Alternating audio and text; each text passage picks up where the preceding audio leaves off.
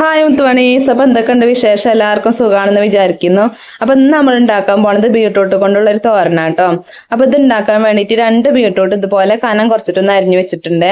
ഇനി നമുക്ക് ഇതിലേക്കുള്ള അരപ്പൊന്ന് റെഡിയാക്കാം. അപ്പം അരപ്പ് റെഡിയാക്കാൻ വേണ്ടിയിട്ട് ഒരു മിക്സിയുടെ ജാറിലേക്ക് കുറച്ച് തേങ്ങ ചിരവിരുന്ന് ഇട്ട് കൊടുക്കണ്ടേ.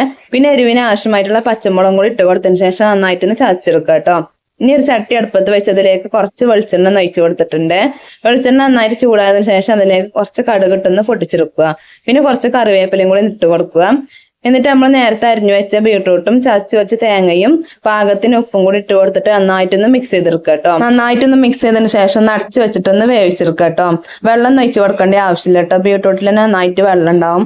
ആ വെള്ളം നൊഴിച്ച് കൊടുക്കാതെ തന്നെ അടച്ചു വെച്ചിട്ട് തീയൊന്ന് ലോ ഫ്ലെയിമിലാക്കിയിട്ടൊന്ന് വേവിച്ചെടുക്കുക കേട്ടോ. അപ്പം നമ്മളെ ബീട്രൂട്ട് വെള്ളമൊക്കെ വറ്റിയാൽ അടിപൊളിയായിട്ട് വന്നിട്ടുണ്ട്.